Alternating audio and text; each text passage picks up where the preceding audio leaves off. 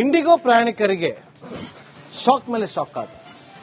ಈಗ ಸಮಸ್ಯೆ ಸರಿ ಹೋಗ್ಬೋದು, 1 ಗಂಟೆ ಆದ್ಮೇಲೆ ಸರಿ ಹೋಗ್ಬೋದು, 2 ಗಂಟೆ ಆದ್ಮೇಲೆ ಸರಿ ಹೋಗ್ಬೋದು ಅಂತ ಕಾದು ಕುಳಿತಿರೋರ್ಗೆ ಅದಿನ್ನೂ ಸಮಸ್ಯೆ ಬಗ್ಗೆ ಹರಿಯುವ ಹಂತಕ್ಕೆ ಬಂದು ನಿಂತಿಲ್ಲ. ಇದು ಕಡಿಮೆ ಅಂದ್ರೂ ಇನ್ನೂ 10-15 ದಿನ ಬೇಕು ಇದೆಲ್ಲ ಸಮಸ್ಯೆ ಬಗ್ಗೆ ಹರಿಬೇಕು. ಇಂಡಿಗೋ ಪ್ರಯಾಣಿಕರಿಗೆ ಶಾಕ್ ಮೇಲೆ ಶಾಕ್ ಎದುರಾಗ್ತಾ ಇದೆ. ಹಲವು ಇಂಡಿಗೋ ವಿಮಾನಗಳ ಹಾರಾಟ ಕ್ಯಾನ್ಸಲ್ ಆಗಿದೆ. ಇವತ್ತು ಕೂಡ ಸಂಜೆ 5 ಗಂಟೆಯವರೆಗಿನ ಹಲವು ವಿಮಾನ ಹಾರಾಟ ರದ್ದಾಗಿದೆ.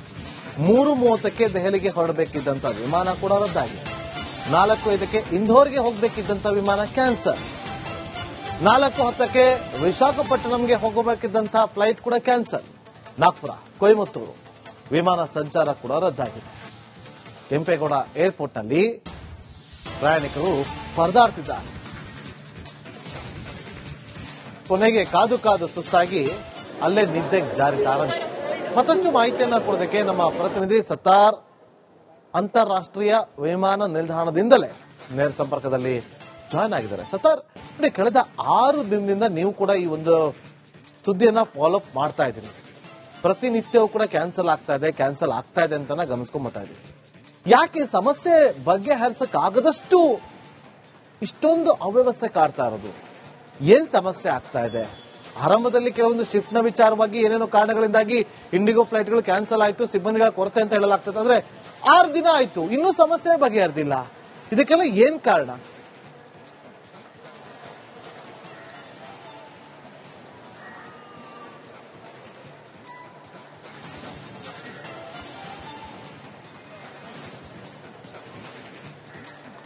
ನಾಗೇಂದ್ರ ಬಾಬು, ಎಲ್ಲೋ ಒಂದು ಕಡೆ ಇಂಡಿಗೋ ಏರ್ಲೈನ್ಸ್ ಏನಿದೆ ಇಂಟೆನ್ಷನಲಿ ಬೇಕಂತಲೇ ಉದ್ದೇಶದಿಂದಲೇ ಈ ರೀತಿಯ ವ್ಯವಸ್ಥೆಯನ್ನು ಮಾಡ್ತಾ ಇದೆ ಅನ್ನೋ ಕೂಡ ಪ್ರಶ್ನೆ ಕೂಡ ಮೂಡ್ತಾ ಇದೆ. ಅದಕ್ಕೆ ಸಂಬಂಧಪಟ್ಟ ಹಾಗೆ ಒಂದಿಷ್ಟು ವರದಿ ಕೂಡ ಆಗಿದೆ. ಯಾಕಂದ್ರೆ ಇಂಡಿಗೋ ವಿಮಾನದಲ್ಲಿ ಈಗಾಗಲೇ ಒಂದಿಷ್ಟು ಸಿಬ್ಬಂದಿಯ ಕೊರತೆ ಇತ್ತು. ಜೊತೆಗೆ ದೇಶದ ಅತಿದೊಡ್ಡ ವಿಮಾನಯಾನ ಸಂಸ್ಥೆ ಆಗಿರುವಂತಹ ಇಂಡಿಗೋ ಏರ್ಲೈನ್ಸ್ ನಿತ್ಯ ಕೂಡ 2300 ವಿಮಾನ ಹಾರಾಟ ಮಾಡ್ತಾ ಇತ್ತು. ಆ ಒಂದು ಸಂದರ್ಭದಲ್ಲಿ ದೊಡ್ಡ ಮಟ್ಟದಲ್ಲಿ ಸಿಬ್ಬಂದಿಯ ಕೊರತೆ ಇತ್ತು. ಜೊತೆಗೆ ಇತ್ತೀಚೆಗೆ ಬಂದಂತಹ ರೂಲ್ಸ್ ಏನಿದೆ ಅಂದ್ರೆ ವಾರದಲ್ಲಿ 48 ಗಂಟೆ ವಿಶ್ರಾಂತಿ ಕೊಡಬೇಕು. ಅಂದ್ರೆ 2 ದಿನಗಳ ವಿಶ್ರಾಂತಿ ಕೊಟ್ರೆ ಮತ್ತೆ ಎಫೆಕ್ಟ್ ಆಗುತ್ತೆ. ಆ ಒಂದು ರೂಲ್ಸ್ ಅನ್ನು ಸಡಿಲಿಕೆ ಮಾಡುವ ಉದ್ದೇಶದಿಂದಲೇ ಇಂಡಿಗೋ ಏರ್ಲೈನ್ಸ್ ಅವರು ಈ ರೀತಿಯನ್ನು ಉದ್ದೇಶದಿಂದಲೇ ಮಾಡಿದ್ದ ಅನ್ನೋ ಪ್ರಶ್ನೆ ಕೂಡ ಮೂಡ್ತಾ ಇದೆ. ಅದರ ಎಫೆಕ್ಟ್ ಏನಿದೆ ನೇರವಾಗಿ ಇವತ್ತು ಪ್ರಯಾಣಿಕರ ಮೇಲೆ ತಟ್ಟಿದೆ. ನೀವು ನೋಡ್ತಾ ಇರಬಹುದು. ಅಂದ್ರೆ ಪ್ರಯಾಣಿಕರು ಇದೀಗ ಕೆಂಪೇಗೌಡ ಅಂತಾರಾಷ್ಟ್ರೀಯ ವಿಮಾನ ನಿಲ್ದಾಣ ಟರ್ಮಿನಲ್ 1ರಲ್ಲಿ ನಿದ್ರೆಗೆ ಜಾರಿದ್ದಾರೆ. ಯಾಕಂದ್ರೆ ಸತತವಾಗಿ ಫ್ಲೈಟ್ಗಳು ಕ್ಯಾನ್ಸಲ್ ಆಗ್ತಾ ಇದೆ. ಬೆಳಿಗ್ಗೆ ಬಂದವರು ಮಧ್ಯಾಹ್ನ ಹೊತ್ತಿಗೆ 2 ಗಂಟೆ ಫ್ಲೈಟ್ ಇದ್ರು, ಬೆಳಿಗ್ಗೆ ಬಂದು ಕ್ಯೂ ನಿಂತಿದ್ರು. ಇದಾದ ನಂತರ ಮಧ್ಯಾಹ್ನ 2 ಗಂಟೆಗೆ ಫ್ಲೈಟ್ ಕ್ಯಾನ್ಸಲ್ ಆಗಿದೆ ಅನ್ನೋ ವಿಚಾರ ಗೊತ್ತಾಗುತ್ತೆ. ಇದೀಗ ಅವರು ಕೂಡ ನಿದ್ದೆಗೆ ಜಾರಿದ್ದಾರೆ. ದೇಶ ವಿದೇಶದಿಂದಲೂ ಕೂಡ ಇಲ್ಲಿಗೆ ಬಂದು ಇದೀಗ ಫ್ಲೈಟ್ ಕ್ಯಾನ್ಸಲ್ ಆದಂತಹ ಹಿನ್ನೆಲೆ ಏರ್ಪೋರ್ಟ್ ನಲ್ಲಿ ಪರದಾಡ್ತಾ ಇದ್ದಾರೆ. ಇಲ್ಲಿ ಒಂದಿಷ್ಟು ಜನ ಇದ್ದಾರೆ, ಅವ್ರನ್ನ ಮಾತನಾಡಿಸ್ಕೊಂಡು ಹೋಗೋಣ. റിയാദ് ടു കൊച്ചിക്ക് പോകാനുള്ളതാണ്. ഇവിടെ എത്ര മണിക്കൂർ വെയിറ്റിംഗ് ആണ്, ഭക്ഷണമൊന്നും കിട്ടിയിട്ടില്ല. ಕನ್ನಡದ ವೀಕ್ಷಕರಿಗೋಸ್ಕರ ಟ್ರಾನ್ಸ್ಲೇಟ್ ಮಾಡಲೇಬೇಕಾಗುತ್ತೆ. ಇವರು ದುಬೈ ರಿಯಾದ್ನಿಂದ ಬಂದಿರ್ತಾರೆ. 14 ಜನ ಇದ್ರು. 14 ಜನ ಇವತ್ತು ಕೊಚ್ಚಿಗೆ ಹೋಗಬೇಕಾಗಿದ್ದಂತಹ ಫ್ಲೈಟ್ ಕ್ಯಾನ್ಸಲ್ ಆದಂತಹ ಪರಿಣಾಮ ಇವತ್ತು ಅವರು ಏರ್ಪೋರ್ಟ್ ನಲ್ಲಿ ഇದ್ದಾರೆ. ಅವ್ರನ್ನ മറ്റಷ್ಟು മാതാസ്ಕೊಂಡು ಹೋಗೋಣ. നിങ്ങൾക്കിപ്പോ ഫുഡ് തണ്ണൊന്നും കിട്ടിയോ? വെള്ളമൊന്നും കിട്ടിയിട്ടില്ല, ഫുഡൊന്നും തന്നില്ല. അത് എന്തൊക്കെയാണ് അവിടെ ചോദിച്ചപ്പോ പറഞ്ഞ് വെയിറ്റിംഗ് ആണ്, ഭക്ഷണം തന്നിട്ടില്ല. ನಾಗೇಂದ್ರ ಬಾಬು, ಇವರು ಬೆಳಿಗ್ಗೆಯಿಂದಲೂ ಕೂಡ ಇಲ್ಲಿ ಕಾದಿರ್ತಾರೆ. ಬಟ್ ಇದುವರೆಗೂ ಕೂಡ ಅವರಿಗೆ ನೀರಿನ ವ್ಯವಸ್ಥೆ ಆಗಲಿ, ತಿಂಡಿಯ ವ್ಯವಸ್ಥೆ ಆಗಲಿ ಆಗಿಲ್ಲ ಅನ್ನೋ ಅಸಮಾಧಾನ ತೊಡ್ಕೊತಿದ್ದಾರೆ. ಅವರು ಮತ್ತಷ್ಟು ಮಾತಾಡ್ತಾರೆ. നിങ്ങൾ എത്ര പേരുണ്ട്, എത്ര മണി അവിടെ വെയിറ്റ് ചെയ്യുന്നത്? 14 പേരുണ്ട്. റിയാദിന്ന് വന്നിട്ട് കൊച്ചിക്കുള്ള ടിക്കറ്റ് എടുത്താണ്. ഇപ്പൊ ಅವರು ಎಂದು ಬರ ನೆಕ್ಸ್ಟ್ ಇದು വെയിറ്റിംഗ് ആണെന്ന് പറഞ്ഞു.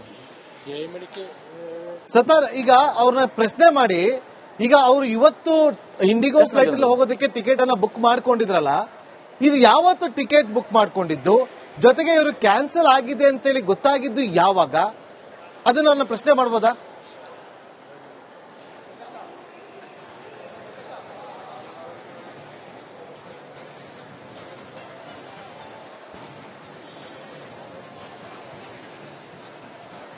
ಖಂಡಿತ നാഗേന്ദ്ര ബാബു, നിങ്ങൾ എപ്പോ ടിക്കറ്റ് ബുക്ക് ചെയ്ത് നിങ്ങൾ ക്യാൻസൽ ആയെന്ന് എപ്പോ അറിഞ്ഞത്? ഞങ്ങള് റിയാദ് എയർപോർട്ടിലെത്തിയപ്പോഴാണ്. 3 ദിവസം മുമ്പ് എടുത്തു. 3 ದಿವಸದ ಹಿಂದೆ ಇವರು ಬುಕ್ ಮಾಡಿರ್ತಾರೆ. ರಿಯಾದಿಗೆ ಬಂದ ತಕ್ಷಣ ಇವರಿಗೆ ಮಾಹಿತಿ ಸಿಕ್ತು ಅನ್ನೋದನ್ನ ಅವರು ಎಕ್ಸ್ಪ್ಲೇನ್ ಮಾಡ್ತಾ ಇರುವಂತ. ಅಂದ್ರೆ നിങ്ങൾ ഊർന്ന് Bengaluru airport connecting flight cancel ആയി നിങ്ങൾക്ക് പറഞ്ഞത്? റിയാദ് എയർപോർട്ടിലെത്തി. വിമാനത്തിൽ കയറിയതിനു ശേഷമാണ് അറിയുന്നത്. ഈ ബാംഗ്ലൂർ റിയാദിൽ നിന്ന് ഇൻഡിഗോ വിമാനത്തിൽ കയറിയതിനു ശേഷം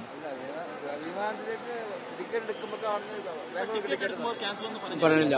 ಅಂದ್ರೆ ನಾಗೇಂದ್ರ ಬಾಬು ಇವರು ರಿಯಾದಿಗೆ ಬಂದು ರಿಯಾದಿನಿಂದ ಬೆಂಗಳೂರು ಬುಕ್ ಮಾಡಿದಂತಹ ಸಂದರ್ಭದಲ್ಲಿ ಇಲ್ಲಿಂದ ಕನೆಕ್ಟಿಂಗ್ ಫ್ಲೈಟ್ ಕೊಚ್ಚಿಗೆ ಬುಕ್ ಮಾಡಿರ್ತಾರೆ. ಬಟ್ ಆ ಒಂದು ಸಂದರ್ಭದಲ್ಲಿ ಇಂಡಿಗೋ ಕಡೆಯಿಂದ ಇವರಿಗೆ ಯಾವುದೇ ರೀತಿಯ ಮಾಹಿತಿ ಸಿಕ್ಕಿರ್ಲಿಲ್ಲಂತೆ. ರಿಯಾದ್ನಿಂದ ಹೊರಟಂತಹ ಸಂದರ್ಭದಲ್ಲಿ ಇವರಿಗೆ ഇಲ್ಲಿಗೆ ಬಂದಂತಹ ಸಂದರ್ಭದಲ್ಲಿ കണക്ടിംഗ് ഫ്ലൈറ്റ് മിസ് ആകിರೋದು ಗೊತ್ತಾಗುತ್ತೆ. അപ്പൊ നിങ്ങൾ ചോദിച്ച എന്ത് പറഞ്ഞു ಅವರು? അവരോട് പറഞ്ഞത് ഞങ്ങൾക്ക് ഇവിടെ വന്നിട്ട് കൊച്ചിക്ക് ശരിയാക്കി തരാമെന്ന് ಓಕೆ, പറഞ്ഞു. കൊച്ചി ಇಂಡಿಗೋ ಪ್ರಯಾಣಿಕರಿಗೆ ಶಾಕ್ ಮೇಲೆ ಶಾಕ್ ಆದ.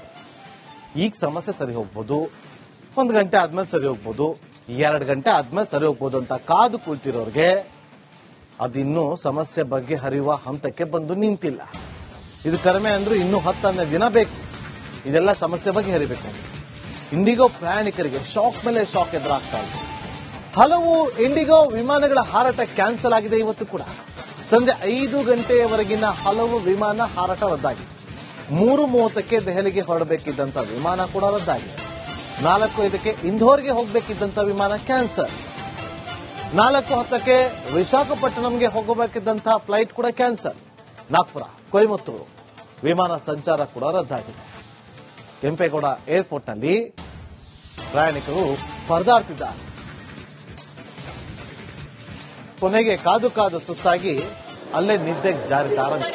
ಮತ್ತಷ್ಟು ಮಾಹಿತಿಯನ್ನ ಕೊಡೋದಕ್ಕೆ ನಮ್ಮ ಪ್ರತಿನಿಧಿ ಸತ್ತಾರ್ ಅಂತಾರಾಷ್ಟ್ರೀಯ ವಿಮಾನ ನಿಲ್ದಾಣದಿಂದಲೇ ನೇರ ಸಂಪರ್ಕದಲ್ಲಿ ಜಾಯ್ನ್ ಆಗಿದ್ದಾರೆ. ಸತ್ತಾರ್, ಕಳೆದ 6 ದಿನದಿಂದ ನೀವು ಕೂಡ ಈ ಒಂದು ಸುದ್ದಿಯನ್ನ ಫಾಲೋ ಅಪ್ ಮಾಡ್ತಾ ಇದ್ದೀರಿ. ಪ್ರತಿನಿತ್ಯವೂ ಕೂಡ ಕ್ಯಾನ್ಸಲ್ ಆಗ್ತಾ ಇದೆ ಅಂತ ಗಮನಿಸ್ಕೊಂಡ್ಬರ್ತಾ ಇದ್ದೀವಿ. ಯಾಕೆ ಸಮಸ್ಯೆ ಬಗೆಹರಿಸಕ್ಕಾಗದಷ್ಟು ಇಷ್ಟೊಂದು ಅವ್ಯವಸ್ಥೆ ಕಾಡ್ತಾ ಇರೋದು? ಏನ್ ಸಮಸ್ಯೆ ಆಗ್ತಾ ಇದೆ? ಆರಂಭದಲ್ಲಿ ಕೆಲವೊಂದು ಶಿಫ್ಟ್ ನ ವಿಚಾರವಾಗಿ ಏನೇನೋ ಕಾರಣಗಳಿಂದಾಗಿ ಇಂಡಿಗೋ ಫ್ಲೈಟ್ಗಳು ಕ್ಯಾನ್ಸಲ್ ಆಯಿತು, ಸಿಬ್ಬಂದಿಗಳ ಕೊರತೆ ಅಂತ ಹೇಳಲಾಗ್ತದೆ. ಆದ್ರೆ 6 ದಿನ ಆಯ್ತು, ಇನ್ನೂ ಸಮಸ್ಯೆ ಬಗೆಹರಿದಿಲ್ಲ. ಇದಕ್ಕೆಲ್ಲ ಏನ್ ಕಾರಣ?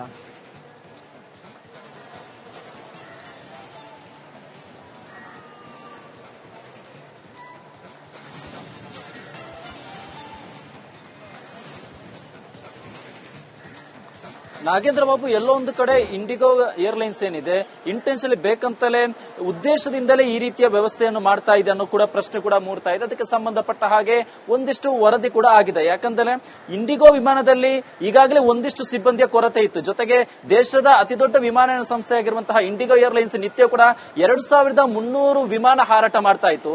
ಆ ಒಂದು ಸಂದರ್ಭದಲ್ಲಿ ದೊಡ್ಡ ಮಟ್ಟದಲ್ಲಿ ಸಿಬ್ಬಂದಿಯ ಕೊರತೆ ಇತ್ತು. ಜೊತೆಗೆ ಇತ್ತೀಚೆಗೆ ಬಂದಂತಹ ರೂಲ್ಸ್ ಏನಿದೆ ಅಂದ್ರೆ ವಾರದಲ್ಲಿ 48 ಗಂಟೆ ವಿಶ್ರಾಂತಿ ಕೊಡಬೇಕು. ಅಂದ್ರೆ 2 ದಿನಗಳ ವಿಶ್ರಾಂತಿ ಕೊಟ್ರೆ ಮತ್ತೆ ಎಫೆಕ್ಟ್ ಆಗುತ್ತೆ. ಆ ಒಂದು ರೂಲ್ಸ್ ಅನ್ನು ಸಡಿಲಿಕೆ ಮಾಡುವ ಉದ್ದೇಶದಿಂದಲೇ ಇಂಡಿಗೋ ಏರ್ಲೈನ್ಸ್ ಅವರು ಈ ರೀತಿಯನ್ನು ಉದ್ದೇಶದಿಂದಲೇ ಮಾಡಿದ್ದ ಅನ್ನೋ ಪ್ರಶ್ನೆ ಕೂಡ ಮೂಡ್ತಾ ಇದೆ. ಅದರ ಎಫೆಕ್ಟ್ ಏನಿದೆ ನೇರವಾಗಿ ಇವತ್ತು ಪ್ರಯಾಣಿಕರ ಮೇಲೆ ತಟ್ಟಿದೆ. ನೀವು ನೋಡ್ತಾ ಇರಬಹುದು. ಅಂದ್ರೆ ಪ್ರಯಾಣಿಕರು ಇದೀಗ ಕೆಂಪೇಗೌಡ ಅಂತಾರಾಷ್ಟ್ರೀಯ ವಿಮಾನ ನಿಲ್ದಾಣ ಟರ್ಮಿನಲ್ 1ರಲ್ಲಿ ನಿದ್ರೆಗೆ ಜಾರಿದ್ದಾರೆ. ಯಾಕಂದ್ರೆ ಸತತವಾಗಿ ಫ್ಲೈಟ್ಗಳು ಕ್ಯಾನ್ಸಲ್ ಆಗ್ತಾ ಇದೆ. ಬೆಳಿಗ್ಗೆ ಬಂದವರು ಮಧ್ಯಾಹ್ನ ಹೊತ್ತಿಗೆ 2 ಗಂಟೆ ಫ್ಲೈಟ್ ಇದ್ರು, ಬೆಳಗ್ಗೆ ಬಂದು ಕ್ಯೂ ನಿಂತಿದ್ರು. ಇದಾದ ನಂತರ ಮಧ್ಯಾಹ್ನ 2 ಗಂಟೆಗೆ ಫ್ಲೈಟ್ ಕ್ಯಾನ್ಸಲ್ ಆಗಿದೆ ಅನ್ನೋ ವಿಚಾರ ಗೊತ್ತಾಗುತ್ತೆ. ಇದೀಗ ಅವರು ಕೂಡ ನಿದ್ದೆಗೆ ಜಾರಿದ್ದಾರೆ. ದೇಶ ವಿದೇಶದಿಂದಲೂ ಕೂಡ ಇಲ್ಲಿಗೆ ಬಂದು ಇದೀಗ ಫ್ಲೈಟ್ ಕ್ಯಾನ್ಸಲ್ ಆದಂತಹ ಹಿನ್ನೆಲೆ ಏರ್ಪೋರ್ಟ್ ನಲ್ಲಿ ಪರದಾಡ್ತಾ ಇದ್ದಾರೆ. ಇಲ್ಲಿ ಒಂದಿಷ್ಟು ಜನ ಇದ್ದಾರೆ, ಅವ್ರನ್ನ ಮಾತನಾಡಿಸ್ಕೊಂಡು ಹೋಗೋಣ. റിയാദ് ടു കൊച്ചിക്ക് പോകാനുള്ളതാണ്. ഇവിടെ എത്ര മണിക്കൂർ വെയിറ്റിംഗ് ആണ്. ഭക്ഷണമൊന്നും കിട്ടിയിട്ടില്ല. ನಾವು ಕನ್ನಡದ ವೀಕ್ಷಕರಿಗೋಸ್ಕರ ಟ್ರಾನ್ಸ್ಲೇಟ್ ಮಾಡಲೇಬೇಕಾಗುತ್ತೆ. ಇವರು ದುಬೈ ರಿಯಾದ್ನಿಂದ ಬಂದಿರ್ತಾರೆ. 14 ಜನ ಇದ್ರು. 14 ಜನ ಇವತ್ತು ಕೊಚ್ಚಿಗೆ ಹೋಗಬೇಕಾಗಿದ್ದಂತಹ ಫ್ಲೈಟ್ ಕ್ಯಾನ್ಸಲ್ ಆದಂತಹ ಪರಿಣಾಮ ಇವತ್ತು ಅವರು ಏರ್ಪೋರ್ಟ್ ನಲ್ಲಿ ഇದ್ದಾರೆ. ಅವ್ರನ್ನ മറ്റಷ್ಟು മാതാസ്ಕೊಂಡು ಹೋಗೋಣ. നിങ്ങൾക്കിപ്പോ ഫുഡ് തണ്ണിയൊന്നും കിട്ടിയോ? വെള്ളമൊന്നും കിട്ടിയിട്ടില്ല, ഫുഡൊന്നും തന്നില്ല. അവര് എന്തൊക്കെയാണ് അവിടെ ചോദിച്ചപ്പോ പറഞ്ഞ് വെയിറ്റിംഗ് ആണ്, ഭക്ഷണം തന്നിട്ടില്ല. ನಾಗೇಂದ್ರ ಬಾಬು ಇವರು ಬೆಳಿಗ್ಗೆಯಿಂದಲೂ ಕೂಡ ಇಲ್ಲಿ ಕಾದಿರ್ತಾರೆ. ಬಟ್ ಇದುವರೆಗೂ ಕೂಡ ಅವರಿಗೆ ನೀರಿನ ವ್ಯವಸ್ಥೆ ಆಗಲಿ, ತಿಂಡಿಯ ವ್ಯವಸ್ಥೆ ಆಗಲಿ ಆಗಿಲ್ಲ ಅನ್ನೋ ಅಸಮಾಧಾನ ತೋಡ್ಕೊತಿದ್ದಾರೆ. ಅವರು ಮತ್ತಷ್ಟು ಮಾತಾಡ್ತಾರೆ. നിങ്ങൾ എത്ര പേരുണ്ട്? എത്ര മണിയാ ഇവിടെ വെയിറ്റ് ചെയ്യുന്നത്? 14 പേരുണ്ട്. റിയാദിന് വന്നിട്ട് കൊച്ചിക്കുള്ള ടിക്കറ്റ് എടുത്താണ്. ഇപ്പൊ ಅವರು ಎಂದು ಬರ ನೆಕ್ಸ್ಟ್ ಇದು വെയിറ്റിംഗ് ആണെന്ന് പറഞ്ഞു. 7 മണിക്ക് ಸತಾರ್, ಈಗ ಅವ್ರನ್ನ ಪ್ರಶ್ನೆ ಮಾಡಿ, ಈಗ ಅವರು ಇವತ್ತು ಇಂಡಿಗೋ ಫ್ಲೈಟ್ ಅಲ್ಲಿ ಹೋಗೋದಕ್ಕೆ ಟಿಕೆಟ್ ಅನ್ನ ಬುಕ್ ಮಾಡ್ಕೊಂಡಿದ್ರಲ್ಲ, ಇದು ಯಾವತ್ತು ಟಿಕೆಟ್ ಬುಕ್ ಮಾಡ್ಕೊಂಡಿದ್ದು? ಜೊತೆಗೆ ಇವರು ಕ್ಯಾನ್ಸಲ್ ಆಗಿದೆ ಅಂತೇಳಿ ಗೊತ್ತಾಗಿದ್ದು ಯಾವಾಗ? ಅದನ್ನ ನನ್ನ ಪ್ರಶ್ನೆ ಮಾಡ್ಬೋದಾ?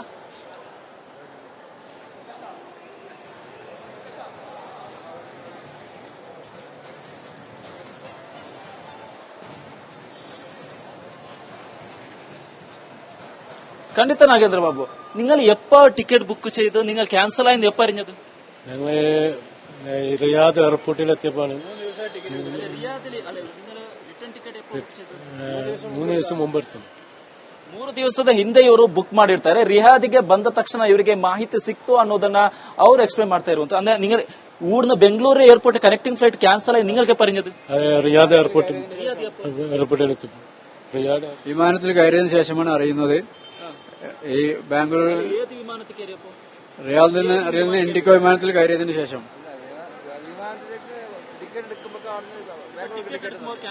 പറഞ്ഞില്ല. ಅಂದ್ರೆ ನಾಗೇಂದ್ರ ಬಾಬು ಇವರು ರಿಯಾದಿಗೆ ಬಂದು ರಿಯಾದಿನಿಂದ ಬೆಂಗಳೂರು ಬುಕ್ ಮಾಡಿದಂತಹ ಸಂದರ್ಭದಲ್ಲಿ ಇಲ್ಲಿಂದ ಕನೆಕ್ಟಿಂಗ್ ಫ್ಲೈಟ್ ಕೊಚ್ಚಿಗೆ ಬುಕ್ ಮಾಡಿರ್ತಾರೆ. ಬಟ್ ಆ ಒಂದು ಸಂದರ್ಭದಲ್ಲಿ ಇಂಡಿಗೋ ಕಡೆಯಿಂದ ಇವರಿಗೆ ಯಾವುದೇ ರೀತಿಯ ಮಾಹಿತಿ ಸಿಕ್ಕಿರ್ಲಿಲ್ಲಂತೆ. ರಿಯಾದ್ನಿಂದ ಹೊರಟಂತಹ ಸಂದರ್ಭದಲ್ಲಿ ಇವರಿಗೆ ಇಲ್ಲಿಗೆ ಬಂದಂತಹ ಸಂದರ್ಭದಲ್ಲಿ ಕನೆಕ್ಟಿಂಗ್ ಫ್ಲೈಟ್ ಮಿಸ್ ಆಗಿರೋದು ಗೊತ್ತಾಗುತ್ತೆ. അപ്പൊ നിങ്ങൾ ചോദിച്ച എന്ത് പറഞ്ഞവര്? അവരോട് പറഞ്ഞത് ഞങ്ങൾക്ക് ഇവിടെ വന്നിട്ട് കൊച്ചിക്ക് ശരിയാക്കി തരാന്ന് പറഞ്ഞു. കൊച്ചി